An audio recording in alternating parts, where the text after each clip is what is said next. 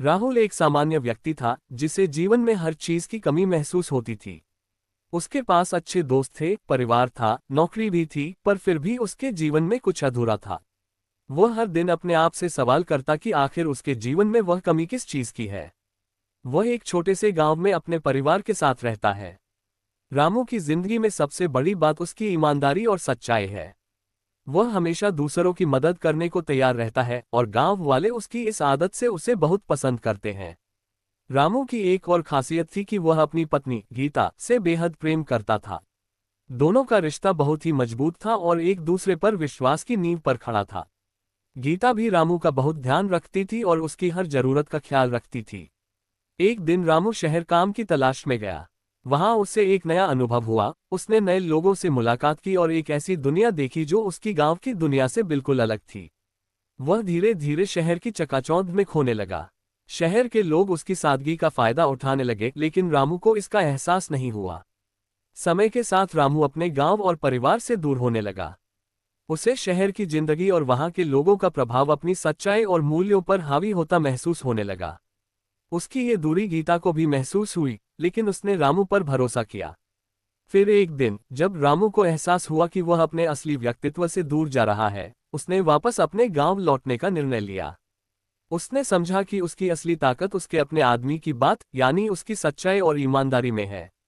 उसने अपने परिवार, अपने गांव और अपनी सच्ची पहचान की अहमियत को समझा।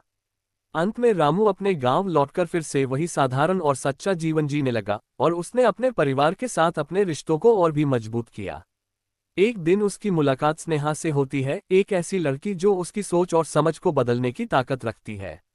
स्नेहा से मिलकर राहुल को ऐसा महसूस होता है कि उसके जीवन में जो खालीपन था वह अब धीरे धीरे भरने लगा है। स्नेहा से बातें करना, उसके साथ समय बिताना राहुल के लिए एक नई दुनिया का द्वार खोलता है। राधिका और अर्पित कॉलेज के दिनों से एक दूसरे के अच्छे दोस्त थे। दोनों की सोच, आदतें और जीवन के प्रति दृष्टिकोण एक दूसरे से बिल्कुल विपरीत थे, लेकिन फिर भी उनके बीच गहरा बंधन था। राधिका शांत, सुलझी हुई और जिम्मेदार थी, जबकि अर्पित मस्तमौला और चंचल स्वभाव का था। वे दोनों अलग अलग थे, फिर भी एक दूसरे के बिना उनका समय नहीं कटता था। कॉलेज के दिन बीते और समय के साथ उनका बंधन गहरा होता चला गया। लेकिन ये दोस्ती धीरे धीरे प्यार में बदल गई, जिसका एहसास दोनों को धीरे धीरे हुआ।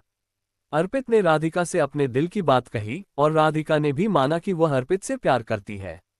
एक दिन राधिका ने अर्पित से कहा, मैं तुम्हें बहुत प्यार करती हूँ, लेकिन हम अपने प्यार के लिए अपने परिवारों को खो नहीं सकते। मुझे पता है कि यह मुश्किल है, पर शायद ये सही समय है कि हम अपने प्यार को त्याग दें। अर्पित का दिल टूट गया, पर उसने राधिका की बात समझी। उसने भी महसूस किया कि सच्चा प्यार केवल साथ रहने में नहीं, बल्कि उस व्यक्ति की खुशी में है जिसे आप प्यार करते हैं। अगर उनके परिवारों की खुशी में उनका त्याग है, तो वह इसे खुशी खुशी स्वीकार करेगा। नेहा और राज दोनों किताबों के शौकीन थे। वे हर रविवार एक ही किताबों की दुकान पर जाते थे, लेकिन कभी एक दूसरे से बात नहीं करते थे। एक दिन राज ने नेहा से पूछा कि वह कौन सी किताब पढ़ रही है। बस वहीं से उनके बीच बातचीत शुरू हुई और उनकी दोस्ती धीरे धीरे प्यार में बदल गई। बहुत है, पूरी कहानी सुनाओगे, लेकिन सबसे पहले आपसे निवेदन है कि हमारे चैनल को सब्सक्राइब जरूर करें, क्योंकि घंटे लग जाते हैं वीडियो को बनाने के लिए, आप प्यारे दोस्तों के लिए ही तो प्लीज।